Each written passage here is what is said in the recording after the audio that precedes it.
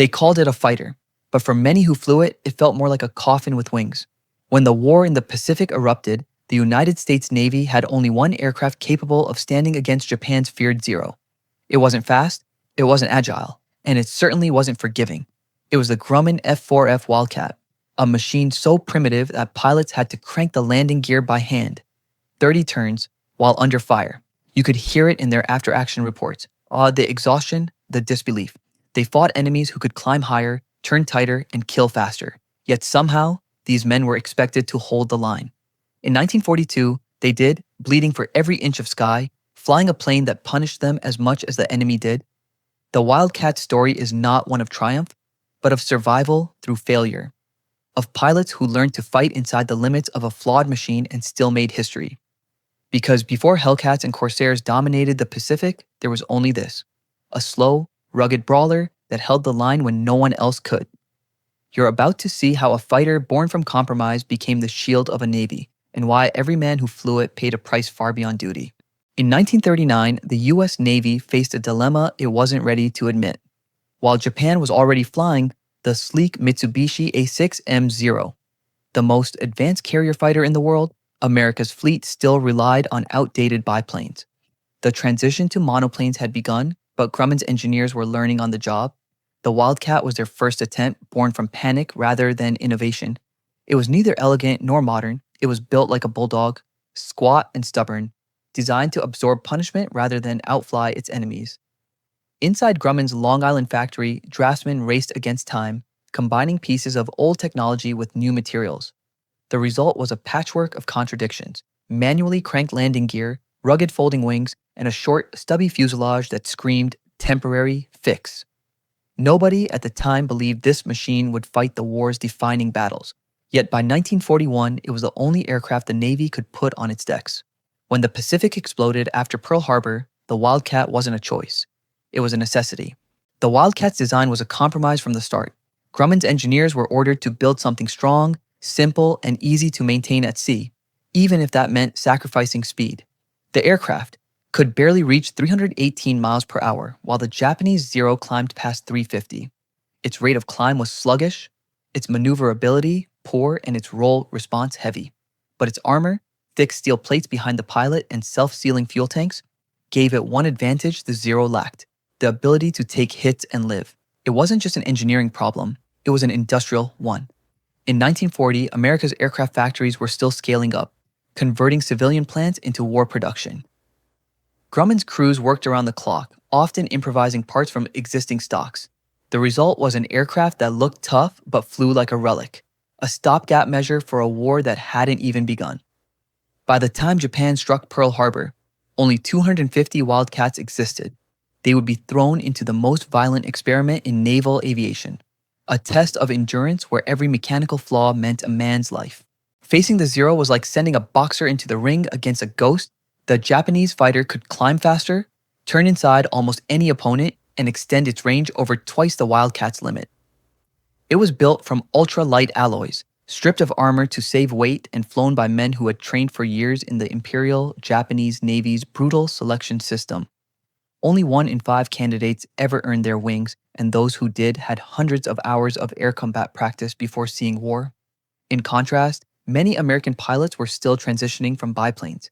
Their combat experience was limited to training exercises and simulator drills. They had never faced an enemy that could outmaneuver them so completely.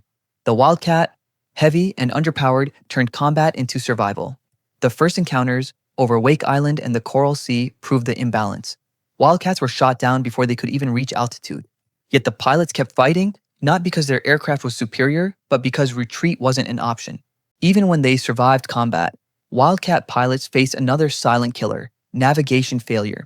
The Navy's primitive homing system, known as Z Baker, was supposed to guide them back to their carriers. In theory, it transmitted a simple tone from the ship that pilots could follow. In reality, it was vague, weak, and often misleading. After dogfights, exhausted pilots low on fuel would follow the faint signal, sometimes in the wrong direction, straight into the open Pacific. Entire squadrons disappeared this way. One group ran out of fuel in heavy fog, their radios useless, and crashed into the sea miles from their carrier. Not a single man returned. For these aviators, technology was not salvation, it was betrayal. The Wildcat demanded not only courage but also blind faith in machines that broke and instruments that lied. By early 1942, America's Navy had been humiliated at Pearl Harbor and bloodied at Wake Island. The Wildcat was outdated, outmatched, and despised by many of its own pilots, yet it became the backbone of the Pacific Fleet's air defense. Grumman ramped up production, the British Fleet Air Arm received its own version, renamed the Martlet, and began combat operations over the Atlantic. Against all odds, this ugly, stubborn machine became the face of early resistance. Every victory it scored came at staggering cost, in men, in fuel, in luck. But it was enough to buy time. Time for Hellcats and Corsairs to arrive. Time for America to adapt. The Wildcat didn't win the war. It simply refused to lose it. And in 1942, that made all the difference. See, the Wildcat's baptism of fire came at Wake Island, and it was nothing short of a massacre. 16 F4Fs sat exposed on the airstrip when Japanese bombers arrived. Within minutes, most were burning wrecks. The handful that survived scrambled into the air, outnumbered and outgunned, facing a fleet far beyond their reach. Yet even in those hopeless moments, Lieutenant Henry Elrod managed to sink a Japanese destroyer by detonating its depth charges, the first time a U.S. Navy fighter had ever sunk a warship. He was killed soon after, but his defiance became legend. Weeks later, at Midway, Wildcat pilots faced the Zero in the open sky. The results were brutal. The American fighters could not climb fast enough to intercept enemy bombers, nor could they turn tightly enough to fight the escorts. One squadron lost half its planes within minutes, but what they lacked in grace, they made up for in durability. Many Wildcats returned home with wings shredded, canopies shot through, and engines coughing smoke. Still flying, the plane survived what its pilots often did not. When the U.S. Marines landed on Guadalcanal in August 1942, the Wildcat became their lifeline. It was based on a rough dirt airstrip called Henderson Field, a strip carved from jungle mud under constant bombardment, where mechanics worked knee-deep in rainwater and oil. The heat, humidity, and salt air corroded everything. The Wildcat's .50 caliber guns had to be soaked in oil to prevent rust, but at altitude, that same oil froze, jamming the guns in combat. Pilots climbed toward enemy formations only to discover their weapons wouldn't fire. They fought multiple sorties per day, sleeping little, eating less. Their planes leaked, their radios failed, and their bodies were breaking down. Yet these men, the Cactus Air Force, held the line against relentless Japanese raids. They fought from the ground as much as the air, defending the field with rifles when bombers struck. Every flight was a gamble. Survive the enemy, dodge the weather, find the carrier or field again before running out of fuel. For many, it wasn't war. It was exhaustion turned into endurance. If the enemy didn't kill you, the ocean might.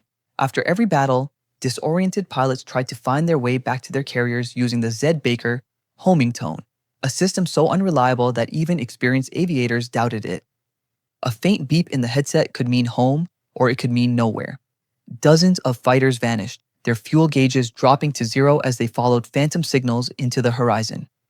One tragic incident saw an entire squadron run out of fuel and ditch at sea, never seen again. They weren't shot down, they were lost by their own technology. Rescue planes later found only oil slicks and empty life rafts. These pilots weren't victims of cowardice or error. They were victims of a system not yet ready for modern war.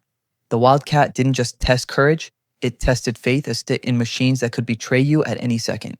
Out of this chaos came innovation, born not from design, but from desperation. Commander John Jimmy Thatch, a seasoned naval aviator, studied the Zero's flight patterns and realized there was only one way to survive: teamwork.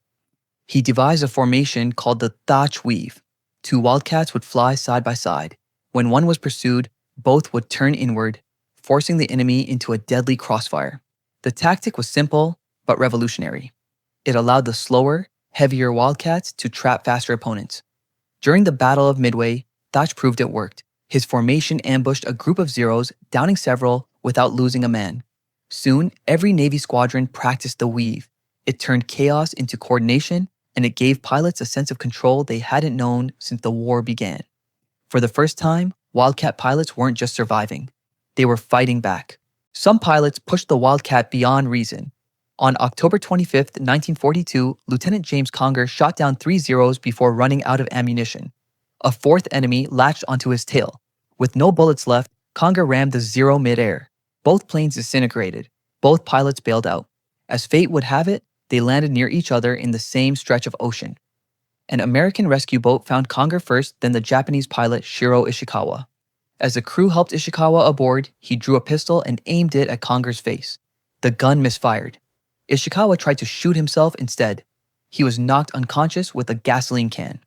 Both men lived, bound by a moment of madness that could only happen in war. The Wildcat had a way of breaking men, gi, and revealing what they were truly made of. By the end of 1942, the numbers were staggering. In the Guadalcanal campaign alone, 115 Wildcats were lost in combat. Japan lost roughly the same number of Zeros. But the difference was irreplaceable. Japan's best aviators, men with years of elite training, were gone forever, while America could still train new pilots. The Wildcats' blood cost was the foundation of future victory. When veterans returned from those missions, their faces told the story. Hollow eyes, shaking hands, voices that never rose above a whisper. They had survived a war their aircraft was never meant to fight. Yet in doing so, they had bled the enemy's strength dry. The Wildcat was never glorious. It was never elegant. But in its stubborn, smoking climb through hell, it taught a generation of pilots the most important lesson of all. Survival is victory. When the Hellcat and Corsair finally arrived in 1943, the Wildcat quietly stepped aside.